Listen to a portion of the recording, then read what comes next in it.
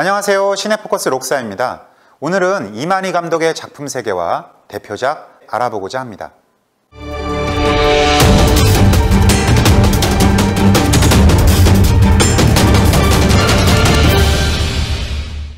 이만희는 시대를 앞서간 영화 천재로 불리며 44살이라는 너무도 젊은 나이로 요절한 한국 영화의 전설로 불리는 감독입니다.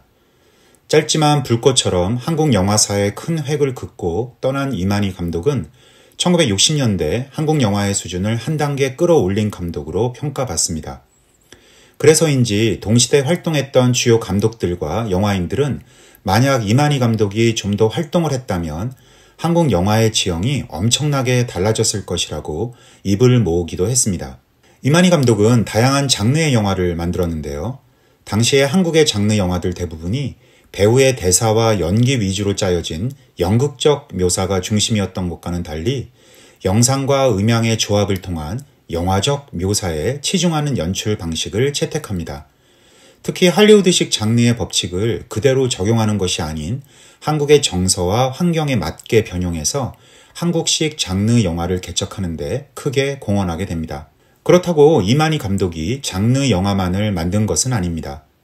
필모그래피 중 후반기에 만든 만추, 귀로, 휴일, 삼포 가는 길은 탁월한 영상미로 영화의 예술성을 부여하면서 인간의 심리를 세밀하게 묘사해낸 작품으로 평가받습니다. 이만희의 작품 세계는 크게 세 가지 시기로 구분이 가능한데요. 첫 번째는 한국형 범죄 스릴러 장르의 개척기입니다. 1960년대 한국 영화 발전의 원동력이었던 이만희 감독은 다양한 장르 영화를 만들었지만 특히 탁월한 스릴러 영화를 연출하면서 한국형 스릴러 장르를 개척했는데요. 마의 계단은 이만희식 범죄 스릴러물의 특징이 잘 나타나는 작품입니다. 출세를 위해 내연 관계의 간호사를 살해하는 외과 과장과 그에게 복수를 꿈꾸는 진숙의 이야기를 다루고 있는 마의 계단은 인간의 이중성과 내면의 악마성을 그리고 있습니다. 마의 계단은 한국형 미스터리 스릴러 장르의 원형이라고 불릴 만한 높은 완성도를 가진 작품입니다. 히치콕식 미스터리 스릴러의 공포 장르의 관습까지 적절하게 혼합된 마의 계단은 한국 영화 최초로 아주 디테일한 심리 묘사가 돋보이는 첫 번째 심리 스릴러물이라고 할 수 있습니다. 두 번째는 돌아오지 않는 해병, 쌀이골의 신화, 들국화는 피었는데 등을 통해 전쟁 영화의 전성기를 연 시기입니다. 이만희 감독의 전쟁 영화는 스펙터클한 전투씬도 대단하지만 북한군을 노골적으로 적대시하는 기존 반공 영화와는 달리 철저히 영화에서 타자화시킴으로써 휴머니즘적인 요소를 강화시킵니다. 한국 전쟁 당시 인천 상륙작전과 사천강 전투를 배경으로 한 돌아오지 않는 해병은 용감한 해병들의 악전 고투를 통해 전쟁의 참혹함과 죽음을 대면한 인간의 두려움, 뜨거운 전우회 등을 잘 묘사하여 한국 전쟁 영화의 기준을 만들었다고 평가되는 작품입니다. 특히 한 명의 영웅적인 주인공 중심이 아닌 각기 다른 개성 있는 여러 등장인물들을 캐릭터라이징했다는 점이 매우 세련되게 다가옵니다. 국방부의 적극적인 지원 하에 제작되었기 때문에 한국 영화 최초로 대규모 전투 장면을 박진감 있게 묘사할 수 있었습니다. 이 영화의 성공 이후 한국 영화는 전쟁 영화의 전성기가 열리게 되죠. 쌀이골의 신화는 6.25 전쟁 당시 퇴각하던 국군 원대와 연락이 끊긴 낙오병들이 쌀이골로 숨어들고 마을의 원로 촌장이 이들을 숨겨주면서 벌어지는 전투를 다룬 작품입니다. 엔딩 부분에 실감나는 전투씬이 매우 인상적인 작품이죠. 이만희 감독의 또 한편의 전쟁 영화 대표작인 들국화는 피었는데는 말 그대로 비운의 영화라고 할 수 있습니다. 어떻게 보면 한국 전쟁을 다룬 최고의 반전 영화가 될 수도 있었으나 무자비한 검열로 인해 누더기가 되고만 영화죠.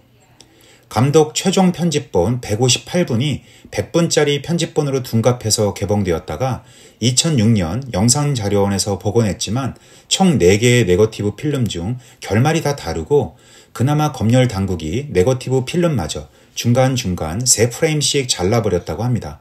후대에라도 영화가 공개되는 것을 사전에 차단시킨 것이죠. 세 번째 경향은 예술성이 매우 짙은 멜로드라마의 시기입니다.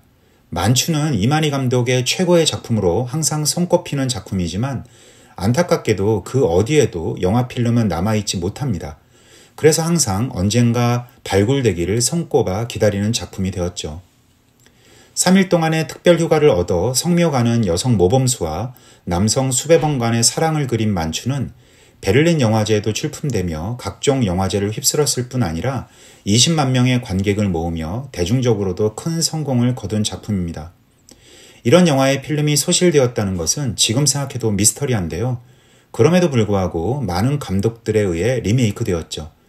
1975년에는 김기영 감독의 육체의 약속으로, 1981년 김수용 감독은 만추 원제목 그대로 리메이크합니다. 그리고 2011년 김태용 감독이 탕웨이, 현빈 주연의 21세기판 만추를 내놓게 되죠. 오늘 우리가 알아볼 검은머리는 할리우드 갱스터 느와르의 장르적 공식과 관습을 수용하면서도 멜로드라마의 비중이 굉장히 높은 한국형 느와르의 진수를 보여줍니다. 조직 내 암투로 인한 음모에 의해 보스의 아내에서 하루아침에 거리의 여인으로 전락하는 연실 검은머리.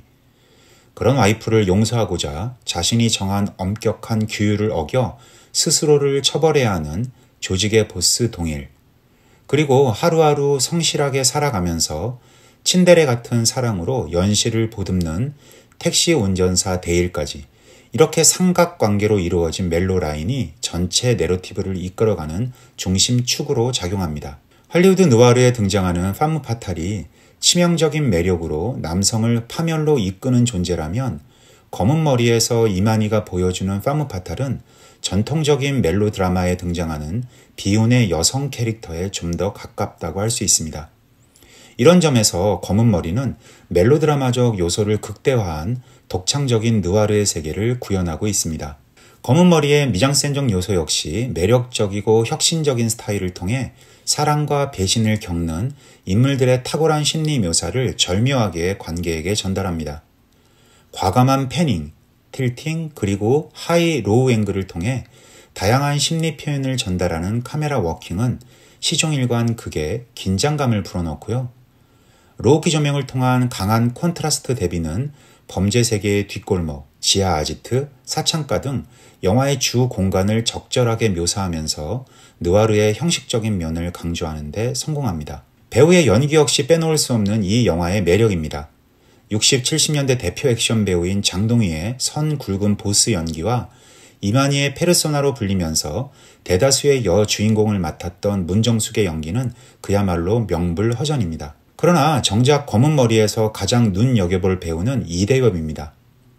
갱스터와 파무 파탈로 이루어진 느와르 장르의 전형성에 삼각관계라는 새로운 에너지를 공급하는 택시 운전사 캐릭터는 멜로적 감수성을 부각시키는 절묘한 장르적 혼합을 보여주는 이만희 캐릭터 라이징의 묘미를 보여줍니다. 오늘 함께 알아본 이만희 감독만의 독창적인 미학을 함께 느껴보시기 바랍니다. 영화를 무료로 볼 수 있는 영상자료원 채널은 화면 아래 링크를 누르시면 됩니다. 장시간 시청해 주셔서 고맙습니다.